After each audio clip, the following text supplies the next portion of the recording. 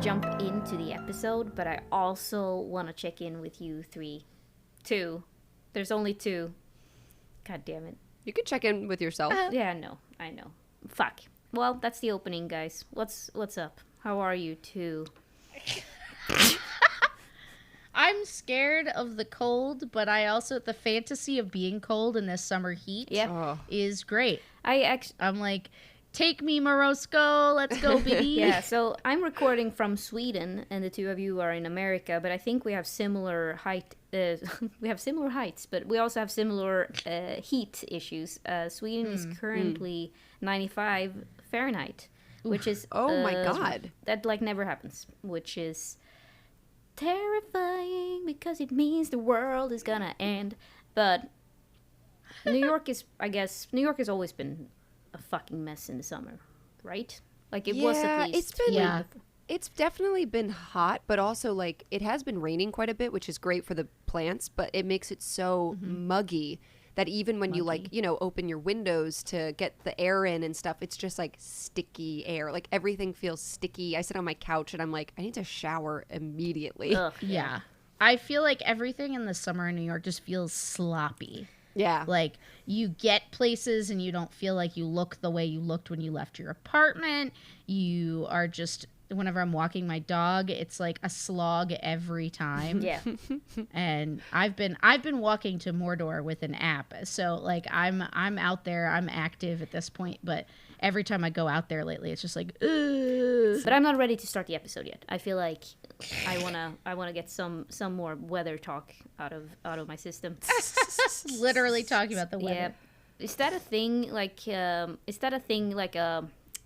Swedes refer to talking about the weather as a thing you do when you just don't want to have real conversations. Is that a thing? Yeah. Yeah. Small talk. Yeah. Mm-hmm. Yeah. Yep. Yeah. So it is universal then. That the weather. Because weather's a universal thing. It's like you just go, it's hot out today, and then three people are like, yeah, oh, yep, Yep, sure is. It is a hot one. Oh man. Well, now what I will say is, talking about the weather in a real way, that's full of terror and related to our current circumstances. Right before the last episode, I was about to tell you guys about how I got frostbite one time, or not frostbite, how I got exposure, hypothermia, or whatever it is. Hypothermia. That's what I meant.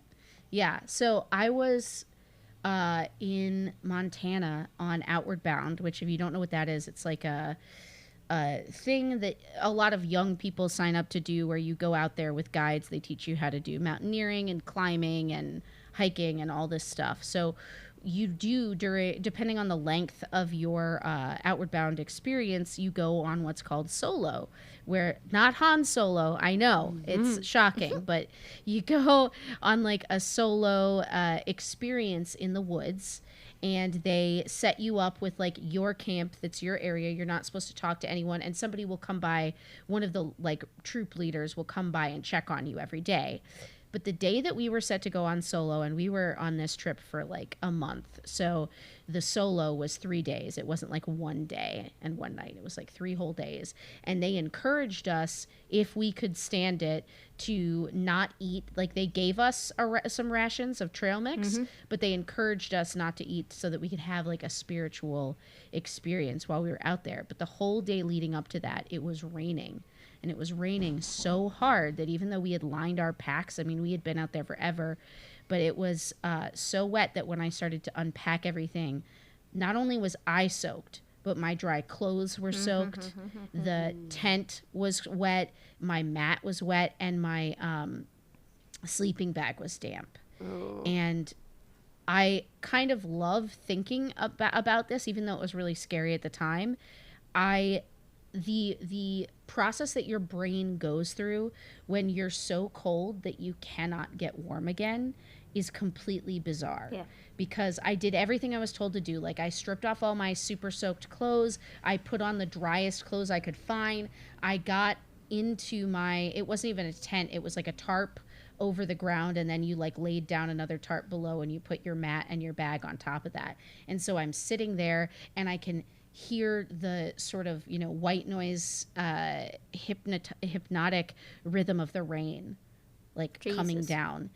and I am doing sit-ups in my sleeping bag with it closed to try and like create warmth inside the bag, and I just become exhausted and I still can't get warm. So I go from all these desperate, like, first it's tactical. What have I heard that I should do in this situation? Boom, boom, boom, boom. Then that runs out and your brain is exhausted. And you're like, okay, I'm just cold. There's nothing I can do. And then the very last thing I remember thinking is just cold, cold, cold, cold. Like that is all my body could compute. And I remember waking up the next morning and just like thanking God I was alive, because I could not get myself like unlocked from that one thought, which was just, I am cold. Jesus. Yeah. Wait, so scary. So someone found you, or?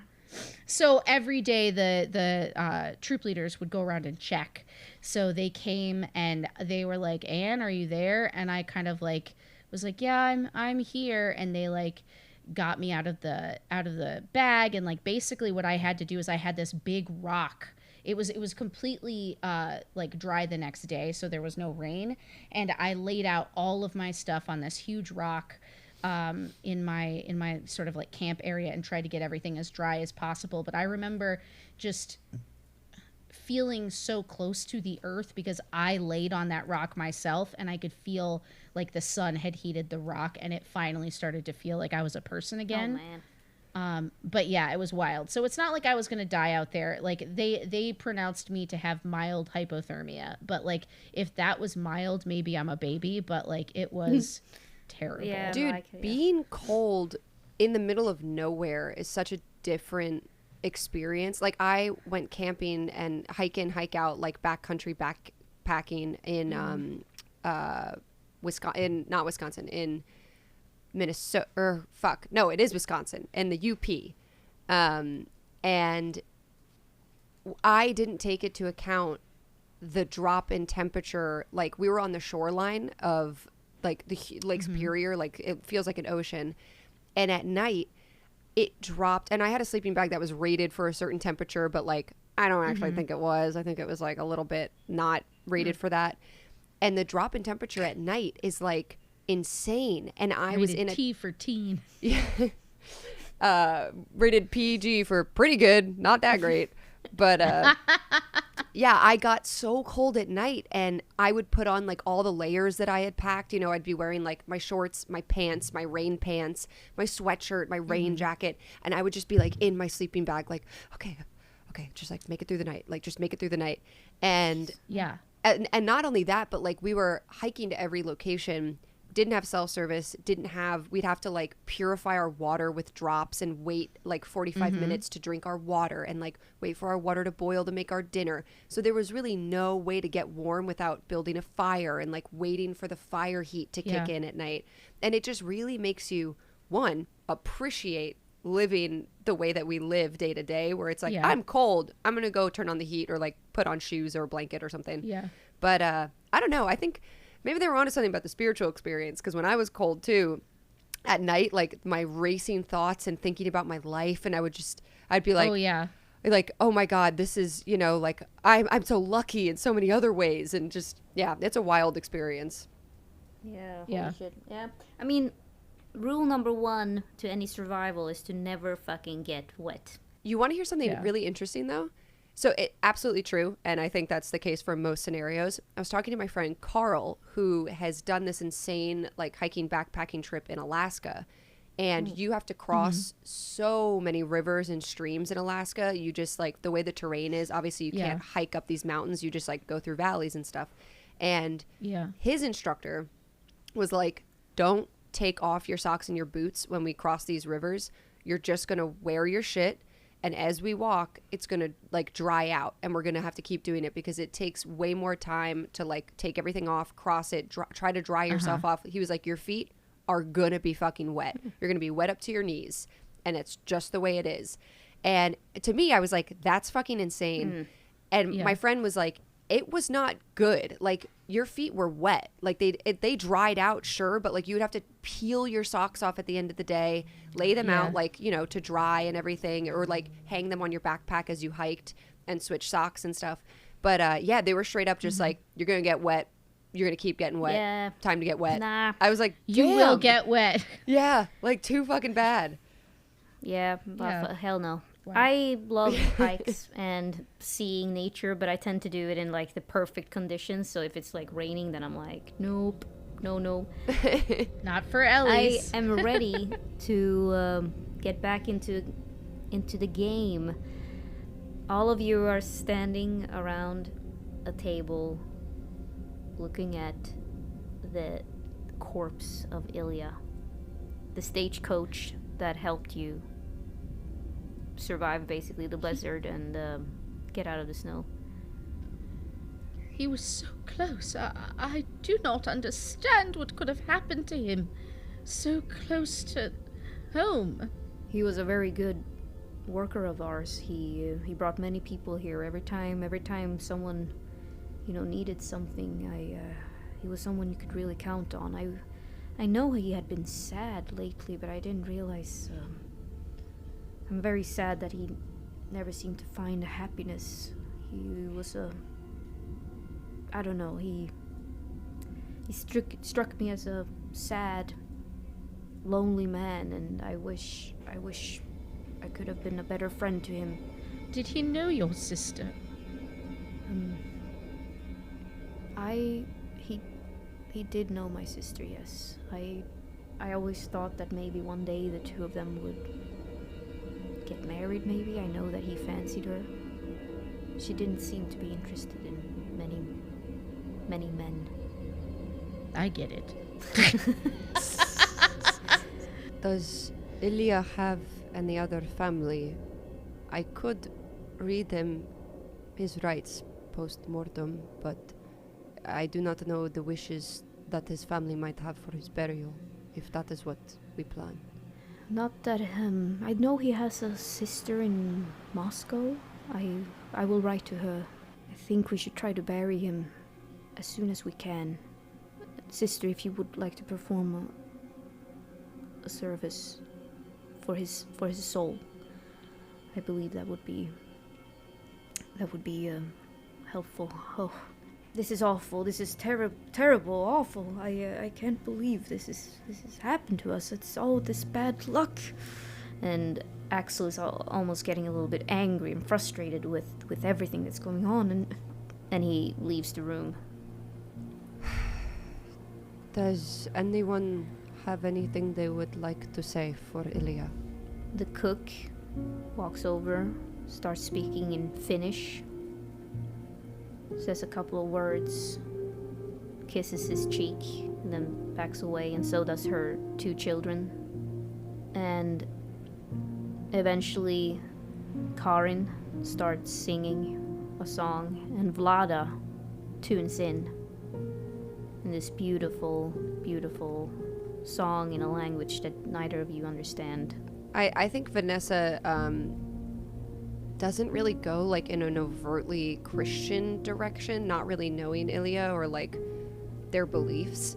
I think she keeps it very secular and like spiritual more than like religious for it. We wish Ilya peace in passing and hope that what he meets on the other side welcomes him with open embrace. Ilya was said to be a good man. We will contact his sister in Moscow and allow her to perform whatever funeral rites she feels is necessary. But for now, Ilya will be brought peace and rest, and we say goodbye to our friend, our co-worker, perhaps a friend we have not made yet. Goodbye, Ilya. Thank you for bringing us here and bringing us together. if only for a sadness like this. And she closes his eyes. Eventually, Axel comes back with a makeshift casket, and the two brother Campbell, puts him in there, and the three men lifts him out to the barn. And you notice that the blizzard, it stopped snowing, but it's still very, very cold outside, but the sun is out now, and it's a beautiful landscape out there. But you can't really enjoy it, given the current circumstances. Mary is just kind of has seated herself near to these proceedings and is just holding on to that carved cross with a rose on it that Vanessa has given her, and is just sort of worrying over it with her hands in her own sort of prayer reverie. And when Vanessa has finished this sort of ritual, she looks up at her and she says,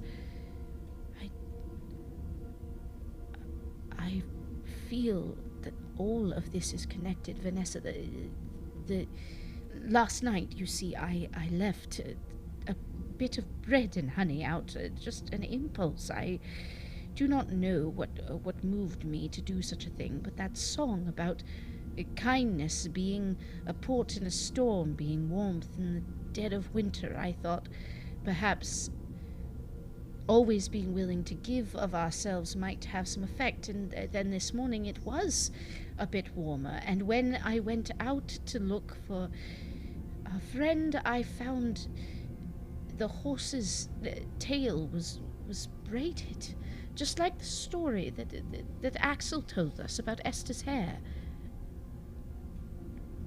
Do you think that it is, in fact, Esther? Perhaps we could enlist the help of Samuel and Daniela to explore the idea of paranormal. I think we should, but I wonder if in fact Ilya did love Esther. Perhaps it was her that he saw, that he followed, perhaps, to the back of the inn when he was tending to the horses, and perhaps whatever spirit drew her attention in life is also supporting her wishes in death. Do you think that Esther killed Ilya on purpose? No, but you are a very determined woman, and even you were dissuaded from your own path yesterday in the snow. What welcomed you into that respite? Memories. Perhaps you see nothing. Perhaps that is only part of the trick. Or I had memories, very happy memories, when I would go to the church around holiday time with my sisters, and we would ride together in a large sleigh for the fun of it, and buried in blankets we would laugh and imagine the gifts we would be given for being good. And that is all I could remember, all I could think about in the cold. I didn't feel the cold, and I was happy. Perhaps you're right. Ilya could have had his memories of Esther and seen her, wanting only to be with her in that moment. I can only imagine that her brother's desire to change this place and to forego whatever relation it has tied to these memories. Perhaps this desire to change is what has stirred the storm so violently. It wants to tie everyone who has memories of this place as it was to it somehow, to freeze it in time, if you will. Perhaps that actually makes a lot of sense when you put it like that. How do we convince a businessman that he should sell his idea upstream for a myth? He seems to like the story time, and perhaps he himself buys into these myths. Maybe we could somehow convince him, perhaps with the help of Samuel and Daniel, we could tell him stories, make him understand that his sister is here, is alive in a sense, preserving her life and traditions. We must find out if Daniel is able to hold some sort of seance. Esther, they said she had friends she couldn't see, but maybe we would be able to see them if we open some sort of sortie or parley with them to find what they might want. You remember suddenly. Vilma, she said she knows seances. She knows tarot and could read. Perhaps Velma could give Axel a reading or perform a seance. That is great idea, Mary. We must get something from Esther's. We must see Esther's room. Perhaps if we could investigate there, we might be able to learn a bit more for Vilma to go off of. Da. The Esther's room. The Esther's room. Esther's room is upstairs.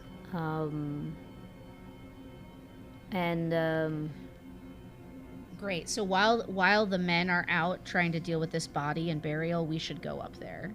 Is kind of my vibe. Yeah, I think the men are going to be in the barn, doing their own thing, and let's sneak into the room. I'm turning into like fucking Dracula. Yeah. I gotta change my accent. I love it. There's so many accents that I default into, especially with men. There are so many men there. Like I always end up talking like this. I feel like, but it's fun. This is exactly what it's like to play role-playing games. Everyone, we're doing it. You guys are. I'm just gonna fast forward that you guys are outside Esther's door. Okay, great. So you can. Is it locked? It is locked, so you can lockpick, or if you have those tools, or you can roll a stealth for that. Do you guys are you stealthy? What is great question. Stealth? Listen, I could roll 2 dice. That's what I could do. Because we don't have a lot of our stuff that we came with. Yeah. I only was able to recover my forgot. cane sword. You also seem to remember that there was a key in the kitchen. Okay. Why don't I go in there and ask for some tea? Oh, yes, this is perfect. I was going to suggest you make distraction. I get the key. Yeah, exactly. I'll go in there and make a big deal out of it. Oh, we need some tea, and I'm so sorry about the cat, and I wanted to personally, all of that, and then we'll wing it from there. How about you roll a manipulation? Mary? All right. That is 2 successes. Crushed it. You find the key and you raise no suspicion. Again, so sorry about the cat. And she closes the door, and then she looks at Vanessa with the delight of a child that has managed to steal candy from like the fancy crystal dish in the living room that they're not allowed to go into because their parents keep it nice. And she's just like, upstairs, hobbling up with her cane. Amazing. Yep. And you're in Esther's room. We did it. Now what do we do? What should we roll to investigate? Even though it has been months since she died, it's still empty in there. It has been cleaned and smells pleasantly of fresh spruce. There's a wardrobe, a large bed with a beautifully crafted headboard of pine, and by the little window is a chair and a small table covered with books. Where's the smell coming from? The spruce smell? Yeah, you notice that there's there's some fresh pine tree, like spruce. Like I'm thinking of how to describe like a branch from something like a nice little ornament with a nicely braided. I'm so bad with finding the right words for things, but basically there's something nice in there that smells a little like spruce. like is it twig, a branch, and it looks fresh. Yeah. A twig, yeah, exactly. Yeah. You can roll a vigilance to see if you find anything else. All right. Can I investigate the books? Yeah, Okay. sure. That is 1 success. You find a leather-bound book on the table, Esther's diary. Perfect. Nailed it. You go through it, or do you want to go through it? Do you want to? Are you okay with that morally? Yes. Yes. I want to live. I choose life. June 17th. 2 weeks ago, Ilya proposed to me. I had no choice but to turn him down. He wanted to take me away from the inn to a life in St. Petersburg. He doesn't understand, so I responded coldly, even though it broke my heart to do so. He had bought me a beautiful silver comb. He must have cost a fortune, and I said that I already had another friend who would braid my hair. I always had my friend, I always do. And Axel, he needs me here. The inn means everything to me, and I want to do everything in my power to manage our heritage. But Ilya's expression, it darkened. He left the farm. He has not yet returned. At night, when the house goes quiet, I wonder if I made the right choice.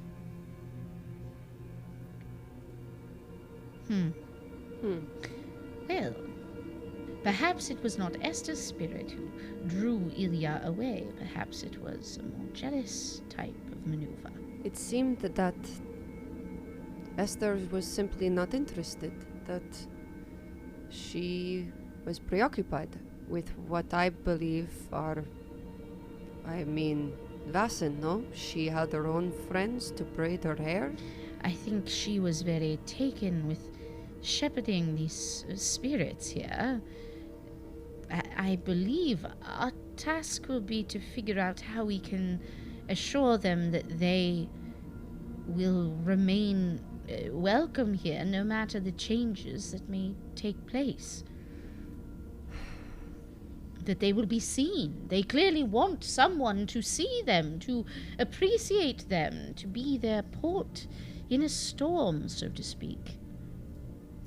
When the two of you turn around to leave the room, you notice in the doorway the cat is looking at you. And then it leaves. And as you enter the hallway outside, it's gone. Well, And as you come down, however, the men has returned. And no one has noticed that you were gone and did a thing with Esther's room. But there seems to be some sort of, not argument, but Axel seems cornered. And the two brothers are talking to him in sort of a heated way. Ah! Yes. Please. Mary. Come over here. You would make sense out of this. You see, Samuel is saying, you see, we have a pretty good guess of what's going on here and what's been going on here. We believe that a revenant, a haunted spirit, in the form of Esther, his late sister, is haunting this place, and she is the cause for all of these bad accidents that's been happening lately. Probably the same accident that befell on you yesterday. And therefore, the only way for, as we are investigators of these things, we need to find her, well, we need to dig her up and burn her body. That's the one way to deal with an angry revenant. And Axel is like, absolutely not, absolutely not. She had a Christian burial. She does not deserve this. Please. Please do not do this. Do not come to my inn and do this. Please, I beg of you. The truth is that your inn and your desires to expand your business here may not be able to move forward if it is hampered by the spirits who are not at rest here. And I know that you do not want to hear this, but hear me when I tell you that you do not want to live at odds with those who have passed beyond. You must find a way to live in concert with one another if you expect to not be frozen in time within these walls. You want the future to come here? Well, you must deal with the past. Roll a manipulation and also observation. How do you feel about this, Vanessa? Are you on the brother's side or on Axel's side? No, I think Vanessa's conflicted because she doesn't want to exhume a grave, and she doesn't quite think, after reading the journal too and talking with Mary, she doesn't think that it's Esther who is haunting people. I mean, like, if they think it's in the form of Esther, that's one thing. That's like, an illusion. But she doesn't think that it's actually Esther. She thinks it's the Vasen that Esther was caring for and giving offerings to that are seeking. It's kind of what Mary said. It's like seeking revenge because he's not upkeeping the tradition. Yeah. So no, she doesn't want to exhume the body. Mm-hmm. Yeah. My manipulation check is more to make this guy trust, instead of treating this as like old wives' tales, like she's trying to get him to like just let us discuss a solution here, if that makes sense, that he'll take seriously. And I would like to do that with 3 successes. Yes, he breaks down. He starts crying. Yeah. If you must do it, I suppose there's nothing I can. God, I'm a Christian man. I only wanted to bring my family's tradition forward by making them better. I did not want to bring this into their memory. Karin moves over, gives the brothers and Mary a very nasty look, and says something in Vatic, and then starts soothing him. Yeah. She kind of steels herself and then pulls up a little stool and sits a little bit, not like far away from them, but close enough to continue a conversation, but to allow him space. And she says, I understand that what has been suggested to you seems, well, beyond the pale of reason. But ultimately, what they are suggesting is that there may be some kind of revenant here. Now, whether or not I agree that it is your sister, that could be ruled out the more that we know of how she passed. Revenants are usually betrayed in death, I believe. Was that the case here? We found her by the pond one day. She was wet, but it didn't seem like she had drowned. It seemed like someone had pulled her out of the water. Did she have any bruises, any contusions? Nothing. She looked very peaceful. Was the pond frozen? No, this happened in the fall. We had a warm fall. I would like to say, a man has died and we prepare to bury his body. I do not want to dig up another. Though I am familiar with unnatural occurrences, Daniel, Samuel, I think you are wrong in this case. I trust your judgment and have heard your stories of investigations. But I myself and Mary are also investigating. To jump to a rash decision, as you suggest, could possibly anger a spirit more, no? Perhaps we need to wait. I don't know why a nun would have any understanding of these things. I mean, as we said, we are professionals. Because the teachings of Christ are about love above all else. They visibly roll their eyes at that. Have you ever experienced a demon? Listen, Sister Vanessa, is it? Uncle. Right, Uncle. We've experienced a lot of things that can't be explained by your little Bible, and with all due respect, it would be easier for us if you stayed out of this. With all due respect, I'm afraid I will not be able to do that. And she steps in front of Axel and Corin as if, like, protecting them. Very well. And the two of them goes to their room. But they cut off their nose to spite their face. And then Corin speaks up. Vanessa, I would like to hear your story. Please. Duh. Of course. But I'll have you know, the story that I will tell is not happy. Well, I will let you be judge. Axel says, I mean, it's all nonsense. It's all nonsense anyway, right? He says, still not believing in anything. Do the brothers come back down, or, like, are they locked in their rooms? No, they are moping in their rooms, as far as you know. Okay. Yeah, Vanessa sits down amongst the blankets with everybody. I was raised in a convent in Transylvania, but I am told that my mother was from Romania, a small town. And she gave me up to the convent. The people of the town were very superstitious. And my mother was convinced that she had a miracle baby, immaculate conception. She believed that she was in contact with angels. So I was given up, but the convent took me in, and they gave me the surname of Angel.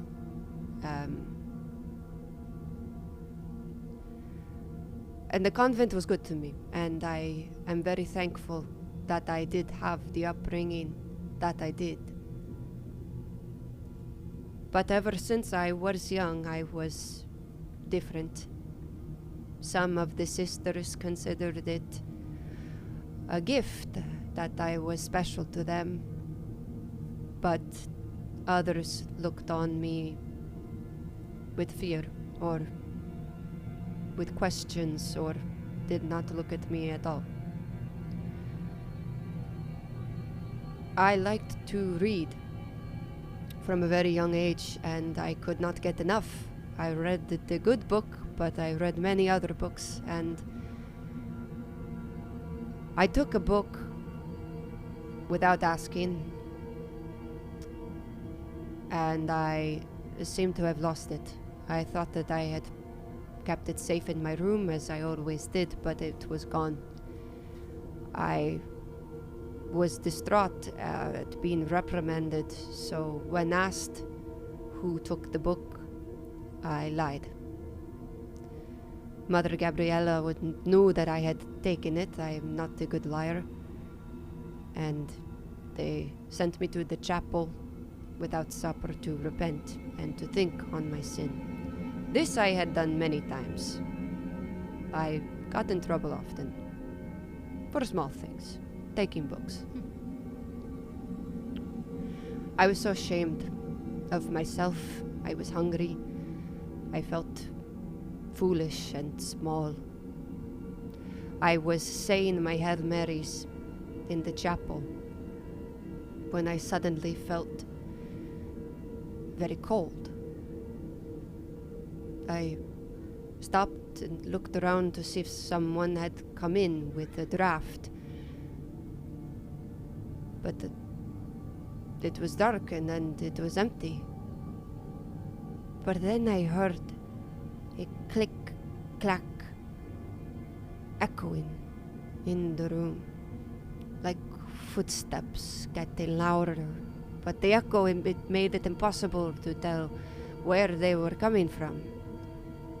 And the coldness grew. I was almost shivering. I took a prayer candle and I swung it toward the darkness. I was very afraid, but I had a brazenness about me. I wanted to find out who was playing a trick on me or trying to scare me. But the candle, it could not penetrate through the darkness. I looked toward it, and suddenly the click-clack stopped. I showed my light. I wanted to call out. I tried to, but my tongue was like a weight. I couldn't speak or scream.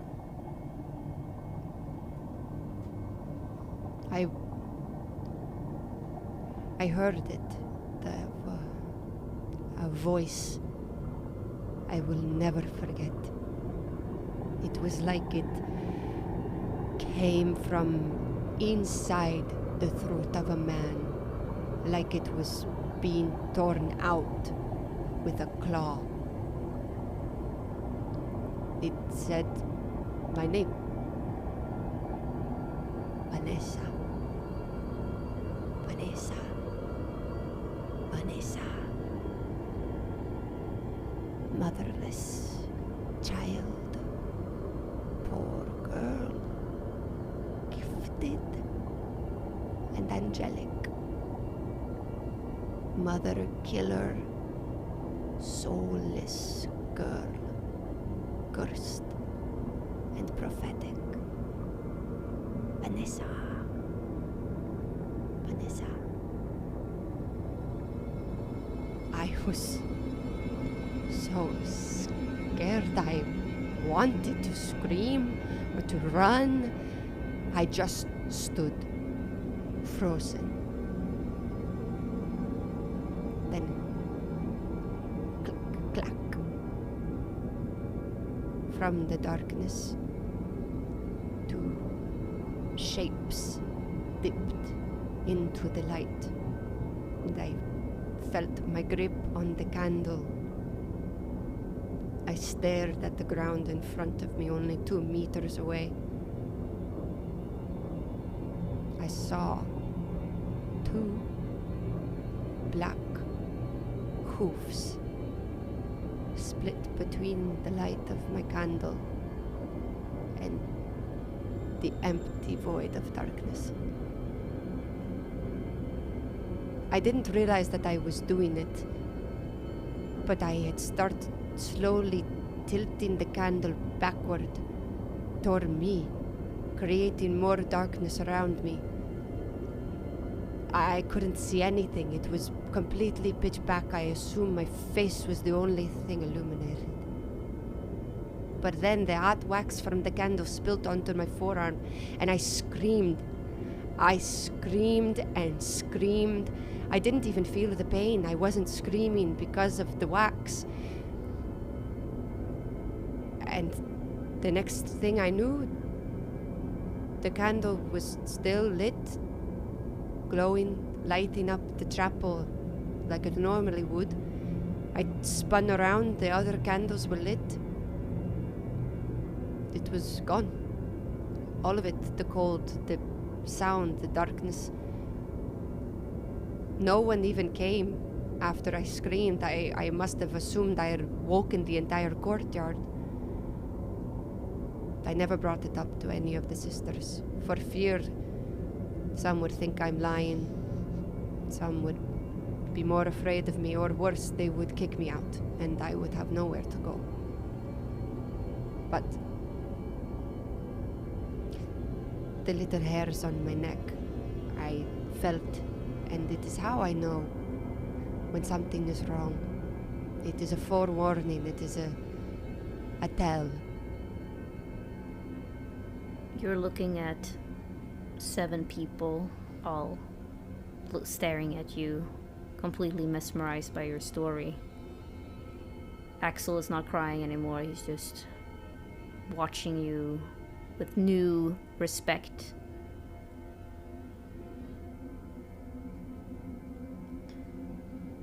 Karin speaks up.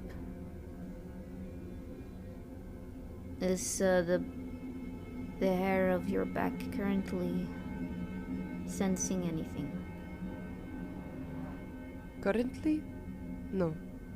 But during the storm it was. And See. See, whatever. see. Not see. See. Yeah, I say Sì, see too. claro. We both say see. See, Italiano. That makes sense. See, I don't believe we are haunted by an evil spirit or ghost. I believe this is something completely different. And the way we... Axel, how have you been... Have you been taking care of this inn? How have you been taking care of it? Have you honored the ways? But I don't know... I'm not quite sure I understand what you mean, Mrs. Karacheva. No, I meant more like, have you, the Domni. And she's trying to find a word for it, but she doesn't seem to be able to, but, Domovoy, the little Domovoy, you need to honor the Domovoy. You need to feed them, you need to make sure that they're happy. The ones who braid the hair. She says, Vetir? Vetir, yeah, no, little man. Da. Yes, from the stories. Little man, beard.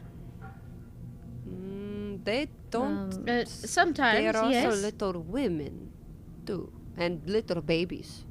Hairy, pointy hat, hairy, angry, aggressive. Oh, those other fuckers. It suddenly gets, What are as you they? say, fuckers, Yeah. it suddenly gets super cold. Oh, that was me. That was Mary Anne. says, Okay, those just other to be- just to clarify. fuckers! They are called gnomes. Gnomes. Nisse. Yes. Have you taken care of the Nisse, Axel? Da. Bad luck if you don't. Oh, but that's just superstition, Axel says. That's just superstition. That's Esther did that stuff, and I don't know that it is superstition. You see, last night before bed, I was compelled to leave something, an offering, a sense of kindness out on the stoop, and she kind of puts up a finger thoughtfully and then goes to the door and opens it to see what happened to the piece of bread and honey that was there. it's eaten. Yeah. And you see, and she picks up just the crumb of eaten what's on the outside of a loaf? Crust. And she puts it on the table and she says, there is, something that is accepting these offerings, and it was a bit warmer this morning. What does it hurt you, Axel, to believe? At least to honor a little bit. I'm a Christian man. I'm not supposed to. I never saw any. And do you Just thought see they were Christ stories.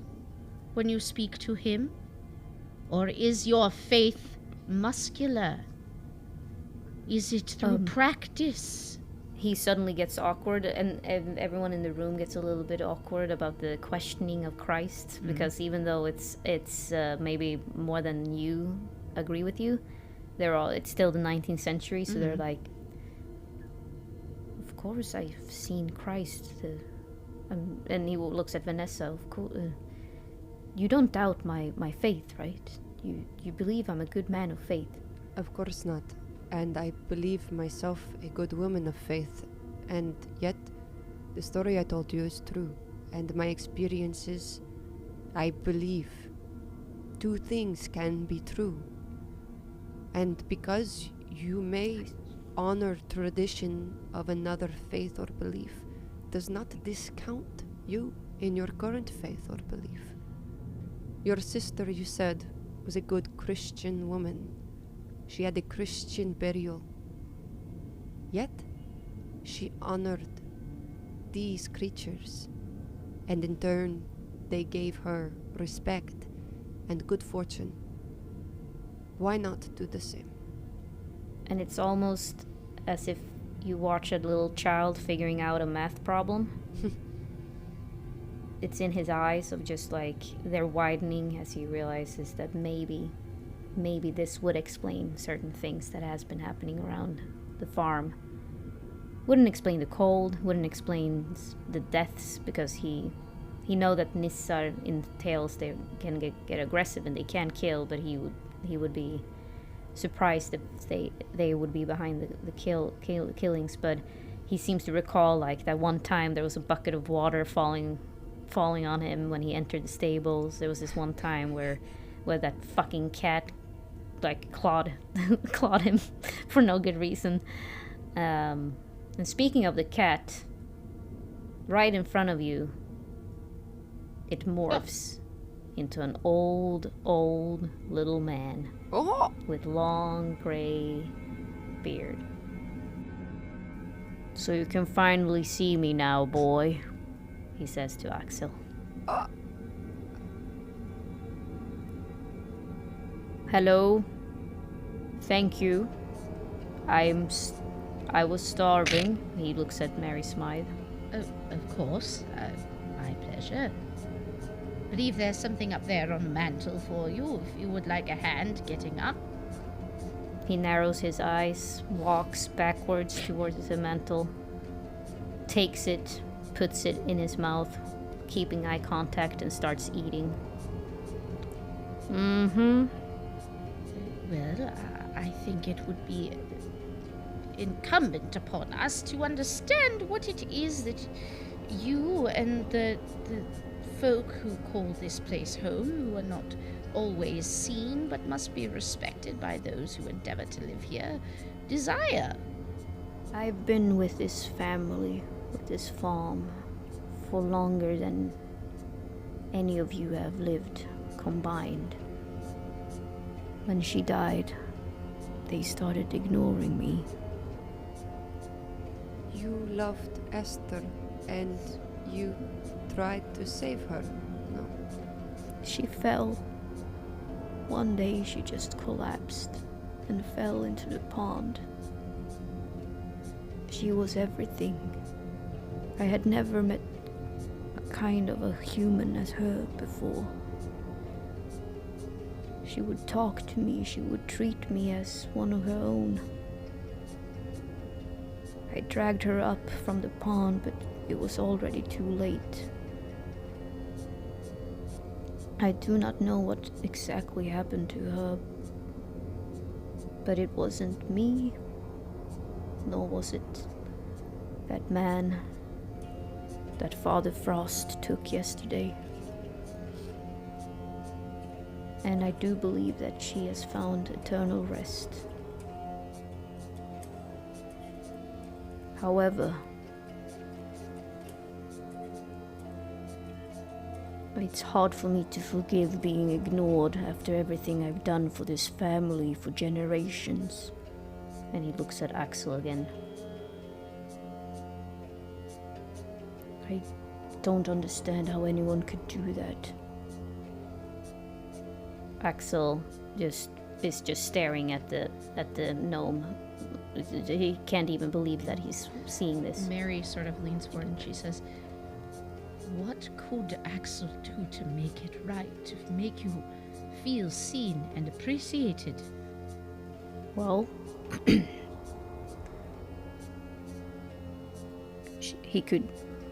he could make that bread again that he used to make for Esther. It was very tasty. She always shared it with me. Axel is like scrambling and picks up a notebook and is just like, bread. Yes. Perhaps we could turn Esther's room into a bit of a library where people could come to learn about some of the local folklore and understand some of the history of this place. People could come to read and to appreciate you and the other wonders of this land. I don't trust those sorts of inventions. Books? Books, yes. Written words. No, that's not how you deal with my folk. And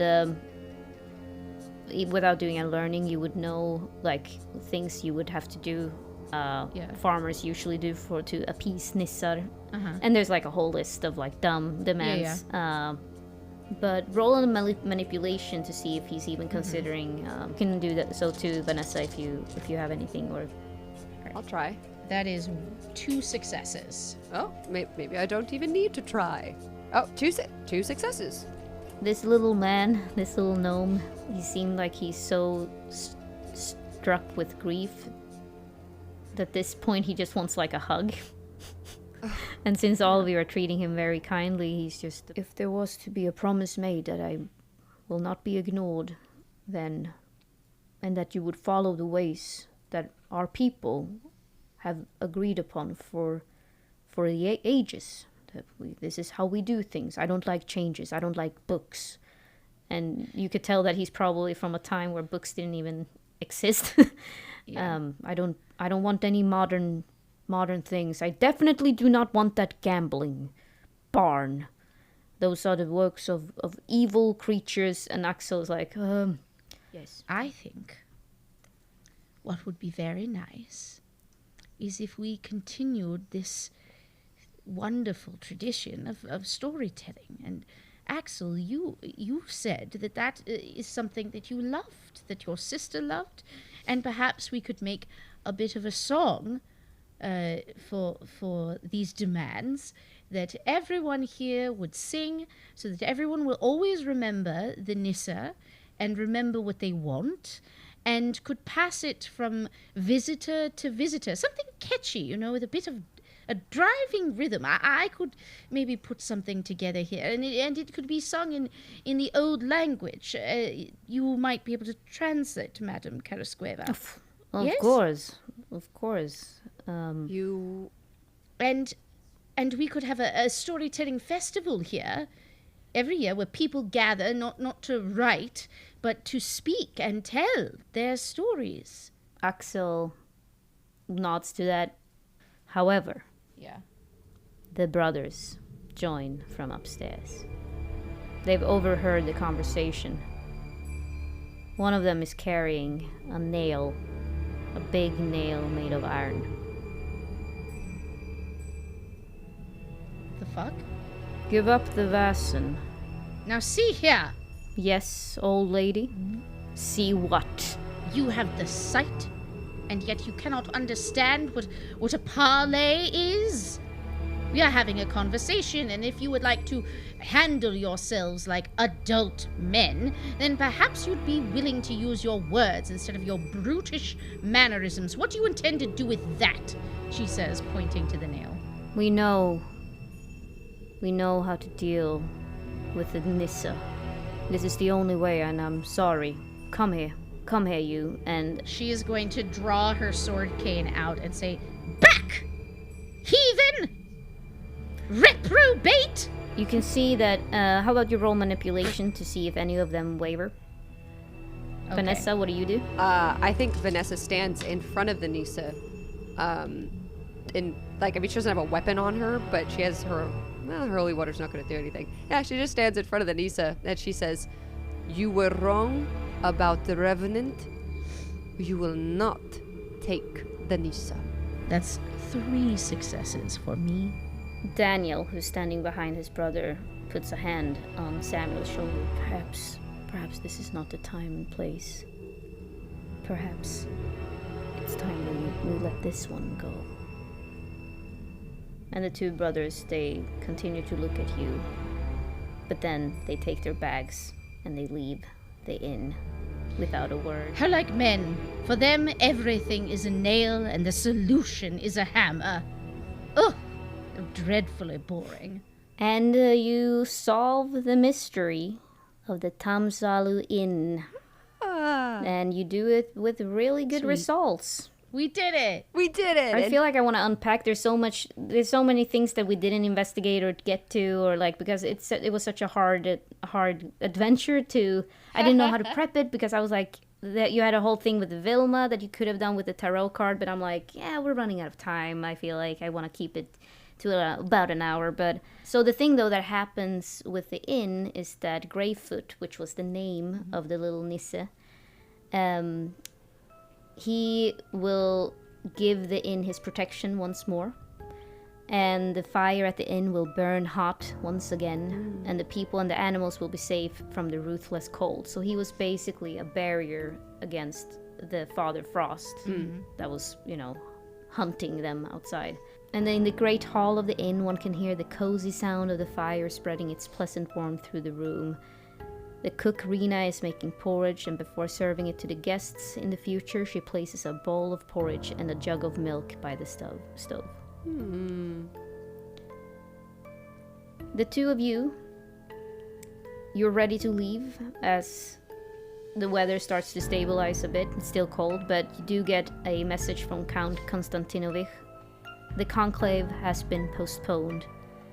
Apparently there's been some drama regarding two of the guests, the brother Campbells, who were guests of honor, but now they had gone missing.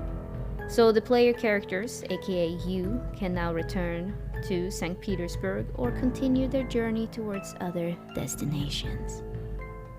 Womp, womp, womp. But yeah, I kind of want to I want to talk about everything that you guys didn't explore, and I also want to talk about like the whole backstory of Greyfoot, but we don't have time for that. So read the book Seasons of Mystery. This adventure was written by Kiku Pukk Härenstam. It's called A Winter's Tale. It's in the new book. I thought it was a very a cute little adventure that was also very sad. But yeah. What did you guys think? No, wait, actually.